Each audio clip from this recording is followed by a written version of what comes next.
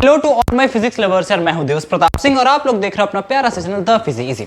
आज की वीडियो में हम लोग बात करने वाले हैं रॉकेट प्रॉब्लम सॉल्विंग के बारे में। यार देखो, जो लोग 11th और 12th में होंगे या फिर क्या इस क्लासेस में होंगे, उनको पता होगा कि आखिर ये रॉकेट प्रॉब्लम सॉल्विंग है क्या।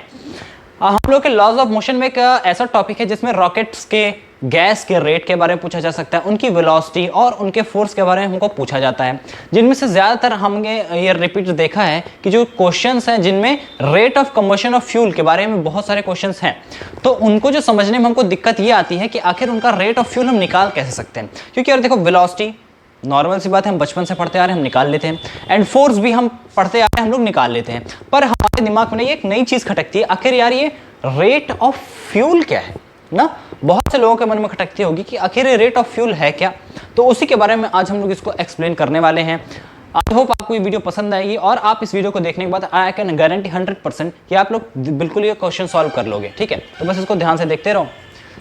चलो फिर स्टार्ट करते हैं कि हमारा ये रॉकेट प्रॉब्लम सॉल्विंग आखिर है क्या।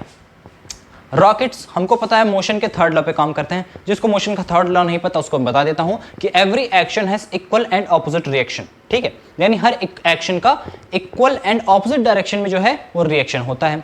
उसी तरीके से रॉकेट भी प्रपोल्शन में काम करता है। एग्जाम्पल के तौर पर आप अपने घर पे एक प्यारा सा एक्टिविटी भी कर सकते हो, जिसमें आप एक स्ट्रिंग से एक इंक को या फिर किसी भी पाइप को बांध दो और फिर उसको टेप लगा दो एक बैलून से, और उस बैलून को ये भर के छोड़ दो, वो बहुत ही तेजी के साथ आगे जाता है। अच्छा, इस एक्टिविटी से आप क्या समझोगे कि जो पीछे से एयर निकल रही थी उसके वजह से एक्शन पैदा होता है, उस एक्शन की वजह से आगे की तरफ अपोजिट, देखो पीछे एक फोर्स लगा F जो कि एयर का था, आगे की तरफ इसको ढकेलेगा एक रिएक्शन फोर्स जिसको हम बोलते हैं रिएक्शन फोर्स। ठीक, ये प्यारा सा कुछ एक्टिविटी आप कर सकते हो मोशन के थर्ड लॉ को समझने के लिए।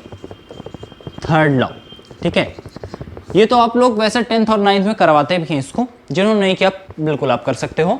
अच्छा, दूसरी बात करते हैं कि आखिर ये रॉकेट प्रॉब्लम सॉल्विंग में ऐसा क्या पूछा जाता है जो हमको इतना कंफ्यूजिंग लगता है। ठीक है, उसी के बारे में हम लोग आज देखेंगे। ओके, देखो रॉकेट भी उसी तरीके से काम करेगा। सपोज करो ये है रॉकेट, कुछ इसी तरीके का होता है, इतना फेयर तो नहीं बना सकता ना, ये कुछ इस तरीके का रॉकेट है अपना। अब क्या है, ये रॉकेट जैसे ही नीचे के साथ क्या वेलोसिटी से क्या फेंका है, बोलो बोलो, ये फेंकता है गैस जो कि हीट के फॉर्म में नीचे फेंकता है। ठीक है, थ्रस्ट पैदा करता है ना नीचे। जब काफी तेजी के साथ नीचे थ्रस्ट पैदा करेगा, सपोज करो F4 से, तो क्या ये ऑपोजिट एंड रिएक्शन इक्वल की तरफ ऊपर नहीं जाएगा, यानी रिएक्शन फोर्स ऊपर की तरफ होगा, यानी ये हो गया आपका रिएक्शन फोर्स। ठीक, तो इसका मतलब जिस फोर्स से नीचे थ्रस्ट लग रहा है उसी फोर्स से आपका रॉकेट सन्न से करके ऊपर निकल जाना है। यही हमारे दिवाली वाला जो रॉकेट है ना, उसमें भी वही फिजिक्स लगती है। ठीक है, अच्छा, ये जल क्या रहा है, गैस जल रहा है। गैस भरा किस में है, इस रॉकेट में भरा है। तो अगर भाई मेरे, अगर इसमें से रॉकेट में से लगातार फ्यूल जल रहा है, तो क्या रॉकेट में फ्यूल धीरे धीरे खत्म नहीं हो रहा है?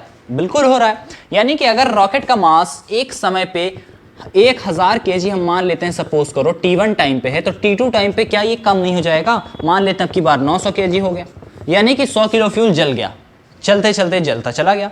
तो यही जलना फ्यूल का और किस रेट पे जल रहा है ये डिपेंड करेगा रॉकेट की वेलोसिटी क्या हो सकती है, उसका फोर्स क्या हो सकता है, वगैरह वगैरह। ठीक है, उसी टाइप का एक एग्जांपल हम लोग चलो डिस्कस करके देखते हैं।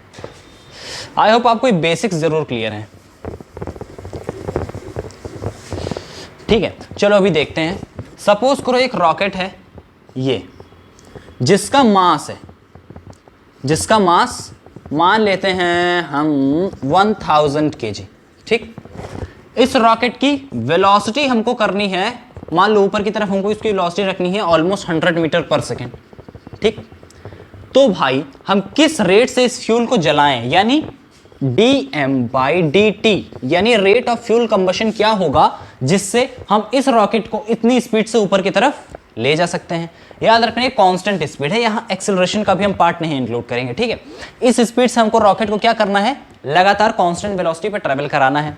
ठीक है, और यहाँ पे एयर की बात बिल्कुल मत करना मेरे से, क्योंकि आपको पता है फिजिक्स में एयर को हम निगलेक्ट कर देंगे। ठीक है, अच्छा, तो यहाँ पे एक्सेलरेशन तो नहीं रखना है हमको, इसका मतलब इस फोर्स को, जो नीचे लगने वाला फोर्स है, इसको बैलेंस किसको करना है, सिंपली हमको बैलेंस करना है ऊपर लगाने वाले mg से। जो mg अभी नीचे दब रहा था ना, उसको ऊपर उठाने वाले हैं। यानी कि मेरा बेसिक कॉन्सेप्ट होना चाहिए F = mg। ठीक, बेसिक कॉन्सेप्ट होना चाहिए। अच्छा, दूसरी चीज़ हम बात कर लेते हैं, अब ये लाएंगे कहाँ से? चलो, बहुत ही मेहनत से ये डेरिवेशन आता है सबका। इधर देखो, हमको पता है सेकेंड लॉ से F is equals to mass into change in velocity upon time होता है, पता है? ये चीज़ यहीं से आती है, क्योंकि आपको पता है F is equals to mass into acceleration. ठीक, एक काम करो, हम एक काम कर सकते हैं,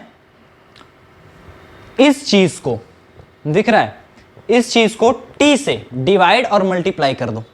ठीक है, T से मल्टीप्लाई डिवाइड कर दो, तो इधर आओ, ये है अपना इस तरफ। ठीक है, तो F इज इक्वल्स टू हो गया M A by T into T. A into T आपको पता है क्या होता है?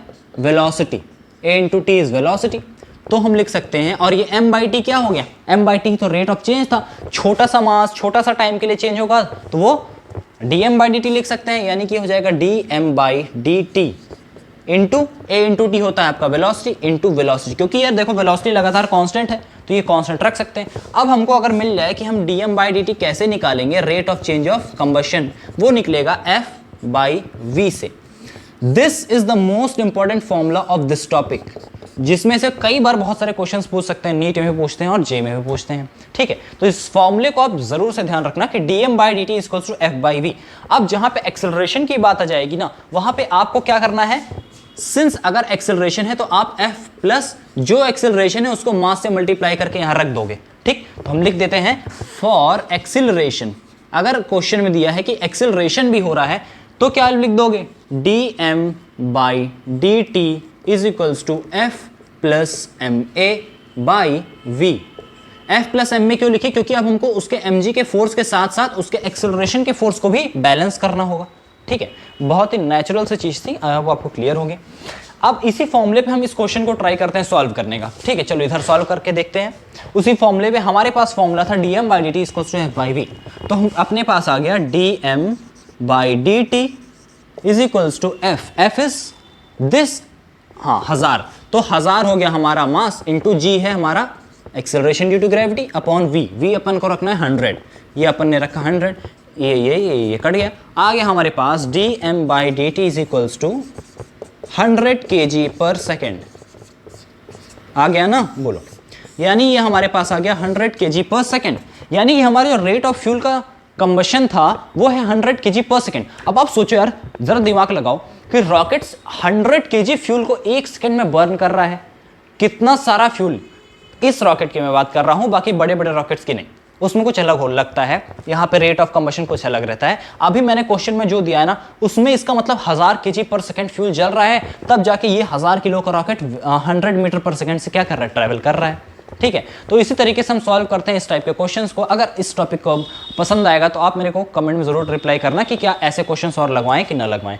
तब तक आई होप करते हैं आपको ये सारी चीज़ें क्लियर होंगी। इसके लिए आप घर पे खुद प्रैक्टिस कर लेना, अगर ना आए तो बिल्कुल कमेंट सेक्शन आपके लिए खुला हुआ है, जितना मन चाहे उतना क्वेश्चन पूछ सकते हो। ओके, आई होप आपको आज मैंने जो भी चीज़ें पढ़ाई हैं वो 100% क्लियर होंगी। ठीक है, चलो मिलते हैं ऐसे ही नेक्स्ट वीडियो में फिर किसी टॉपिक पे, तब तक के लिए गुड बाय।